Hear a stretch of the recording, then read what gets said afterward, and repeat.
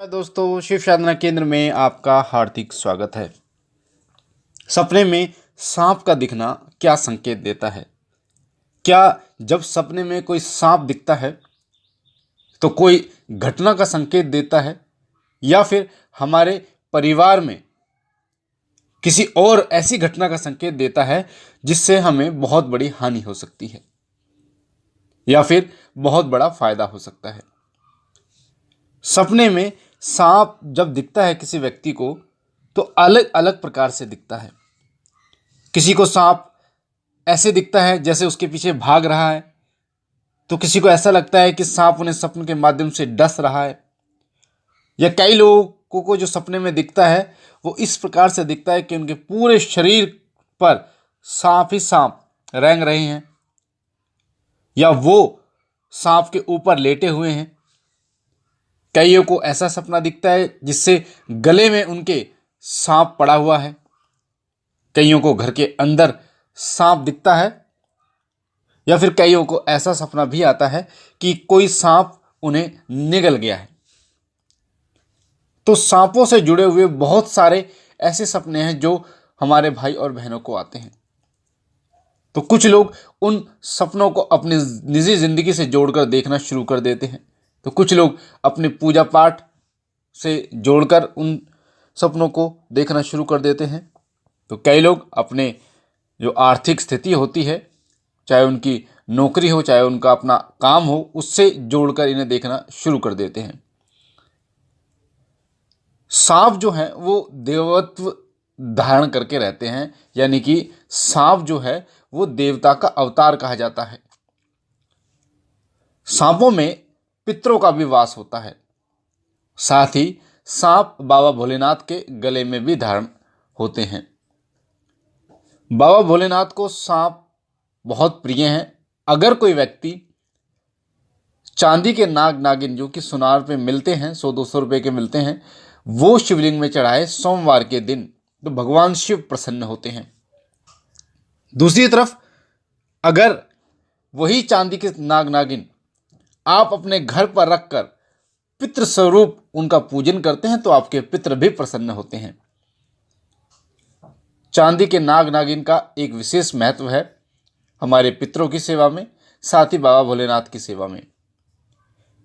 पितरों की साधना मैंने बताई थी आपको, जो 11 दिन की साधना थी, जिसमें चांदी के नाग नागिन का प्रयोग किया गया है। साथ ही उस साधना के अनुभव भी मैंने आपको बताए हैं। तो अगर आपने वो साधना नहीं सुनी तो आप सुनिए। यूट्यूब पर आप लिखेंगे पितृ साधना शिव कृपा, लास्ट में शिव कृपा जरूर लिखिएगा तो आपके सामने वो वीडियो आएगी। और आप पितृ साधना के अनुभव आप लिखेंगे, उसके बाद लास्ट में लिखेंगे शिव कृपा, तो वो वीडियो आपके सामने आएगी। तो आपको पितृ साधना कैसे की जाती है, उसकी क्या अनुभव है, मैंने कैसे की थी, मेरे क्या अनुभव थे, वो भी आपको सुनने का मौका मिलेगा। साथ ही बहुत जानकारी आपको उस वीडियो के माध्यम से प्राप्त होगी। तो जो सांप हमें सपने में दिखते हैं उनका सीधा जो कनेक्शन होता है वो देवत्व शक्ति से होता है। किसी ऐसे व्यक्ति को सांप सपने में नहीं दिखते जो नास्तिक है, जो पूजा पाठ करता है, जो व्रत करता है। खास तौर पर जो महिलाएं, जो माताएं या बहनें सोमवार का व्रत करती हैं बाबा भोलेनाथ का, या फिर जिनके पिछले जन्म की जो पूजा पाठ है, भक्ति है, वो इस जन्म में भी उनके साथ है, तो ऐसे व्यक्तियों को सांप स्वप्न के माध्यम से दिखते हैं। जिन लोगों के कुल देवता गोगा जी महाराज हैं, जो कि पद्म नाग अवतार कहे जाते हैं, उसी प्रकार से राजस्थान में कल्लाजी राठौर, जिन्हें शेषनाग अवतार कहा जाता है, इस प्रकार के देवता जिन्हें सर्प अवतार कहा जाता है, वो उनके घर के कुल देवता हैं। उनको भी स्वप्न के माध्यम से सांप दिखाई देते हैं। अगर छोटे सांप दिखाई देते हैं तो वो पितरों का संकेत देते हैं। अगर बड़ा सांप दिखाई देता है तो वो आपके कुल देवता या फिर इष्ट का संकेत देता है। जो पितर होते हैं वो जब आपसे पूजा चाहते हैं, जब आप उनको नहीं पूजते, उनको भोग प्रसाद नहीं मिलता, तब वो सर्प के माध्यम से आपको स्वप्न के माध्यम से दिखाई देते हैं। कई बार सफ़ेद कपड़े में आपके पितर आपको दिखाई देते हैं। कई बार आपके घर में सांप भी निकलता है।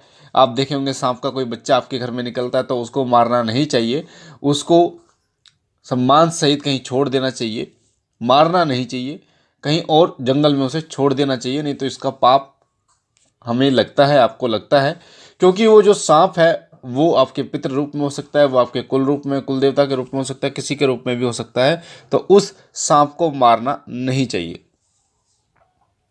तो अगर आपको स्वप्न के माध्यम से सांप दिखाई देता है और बार बार आपको सांप दिखाई देता है तो सबसे पहली बात तो पहला संकेत पितरों का ही होता है। तो आप सबसे पहले अमावस्या के दिन पितरों का जो अमावस्या निकाली जाती है, अमावस्या निकालना आप शुरू कर दीजिए। अमावस्या कैसे निकाली जाती है? आपके घर में आपके बड़े बुजुर्गों को पता होगा, अलग अलग तरीके से लोगों के घर में अमावस्या निकाली जाती है। कई लोग 5 पूड़ी उनके पास, उनके ऊपर हलवा रख के निकालते हैं तो 5 पूड़ी, कई लोग खीर रख के निकालते हैं, तो कई लोग जो है वो जलेबी का भोग लगाते हैं अपने पितरों को अमावस्या के दिन, तो कई लोग रोटी और गुड़ का भोग लगाते हैं। तो वो अपने हिसाब से होता है। और एक लोटा जल रखा जाता है जिसमें पितरों का अंग्यारी पे भोग लगाया जाता है और अंग्यारी पे ही पानी की छींटें मारी जाती हैं। साथ ही पितरों को स्नान भी कराया जाता है। तो ये होता है अमावस्या निकालना, अमावस्या पे पितरों की सेवा करना। अगर 11 दिन की आप सेवा करना चाहते हैं, आप चाहते हैं कि जो आपको स्वप्न के माध्यम से सांप दिखा वो आपके पितृ का संकेत है या फिर नहीं है, तो आप अमावस्या को करें। वरना 11 दिन की आप सेवा करें अपने पितरों की, जोत जलाएं, घी की 2 बत्ती लगाएं, साथ ही उनको स्नान कराएं। और हो सके तो गंगा जल आपके पास है तो गंगा जल की छींटें जरूर मारें अपने पितरों के स्थान पर। उन्हें भोग में बतासे का भोग लगाएं या मिठाई का भोग लगाएं या गुड़ का भोग लगाएं, पर 11 दिन तक लगातार आपको लगाना है। तो प्रार्थना उनसे करें कि अगर स्वप्न के माध्यम से आप मुझे दिखाई दे रहे हैं, आप संकेत दे रहे हैं, तो कृपया करके मुझे पितृ रूप में आप दिखाई दीजिए। जैसे आपके पितर थे, आपके पापा थे, आपके दादा थे, उसी रूप में आप दिखाई दीजिए और मुझे पूर्ण संकेत दीजिए ताकि मैं आपकी अच्छी तरीके से सेवा कर पाऊँ। तो ये तो हो गया पितरों का तरीका कि आप पितरों की सेवा करके पितरों के दर्शन आप स्वप्न के माध्यम से कर सकते हैं। जिन लोगों को बड़ा सांप कोई दिखाई दे रहा है, जो जब भगवान शिव की उपासना करते हैं तो वो मंदिर में जाकर नाग नागिन यानी चांदी के नाग नागिन के जोड़े शिवलिंग पर जरूर चढ़ाए एक बार, और जो भी उनकी मनोकामना है उस मनोकामना को बाबा भोलेनाथ के शिवलिंग के आगे बोलें, तो वो निश्चित रूप से उनकी मनोकामना पूर्ण होती है। बाबा भोलेनाथ उनकी मनोकामना पूर्ण करते हैं।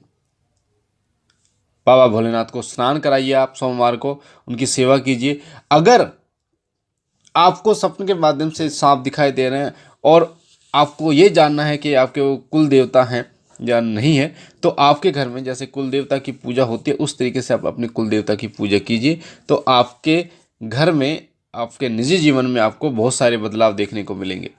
या आप उनके स्थान पर जाइए, उनका भोग प्रसाद चढ़ाइए, उनके स्थान पर माथा टेकिए और अपनी मनोकामना आप मांगिए, तो वो पूर्ण होगी ही होगी।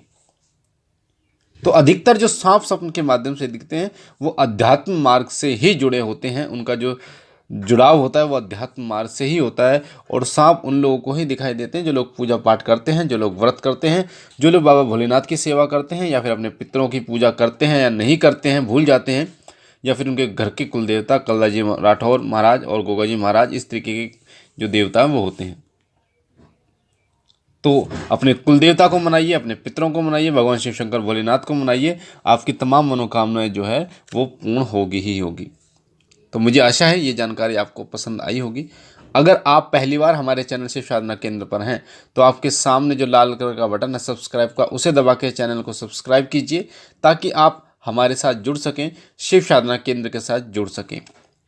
साथ ही बेल आइकन को दबाइए, घंटे के निशान को, ताकि जो भी हम जानकारी डालें पूजा पाठ से संबंधित, साधना मंत्रों से संबंधित, वो सबसे पहले आपको प्राप्त हो। हमारा नया चैनल शिव ही सत्य, उसका लिंक डिस्क्रिप्शन में है, उसे भी सब्सक्राइब कीजिए, उसके साथ भी जुड़िए ताकि ऐसी ही जानकारी आपको निरंतर प्राप्त होती रहे। मैं बाबा भोलेनाथ से सदैव ये विनती करता हूँ कि जितने लोग इस ऑडियो को सुन रहे हैं उन सभी लोगों के घर में सुख शांति बाबा भोलेनाथ लाए, अपना आशीर्वाद उनके ऊपर बनाए, उनके घर में सुख समृद्धि लाए, धन धान्य से उनके घर को संपन्न करे। और जो लोग हमारे साथ जुड़े हुए हैं या जो भगवान शिव की उपासना करते हैं, अपने पितरों की उपासना करते हैं, अपने कुलदेव की उपासना करते हैं, अपने इष्ट की उपासना करते हैं, उन सभी पर उनके इष्ट, कुलदेव और पितरों का आशीर्वाद बना रहे, वो सदा सुखी रहें, उनके घर में तमाम सुख समृद्धि विराजमान हो। हम मिलते हैं एक नई जानकारी के साथ अगली वीडियो में। तब तक के लिए ओम नमः शिवाय, ओम नमः शिवाय, ओम नमः शिवाय।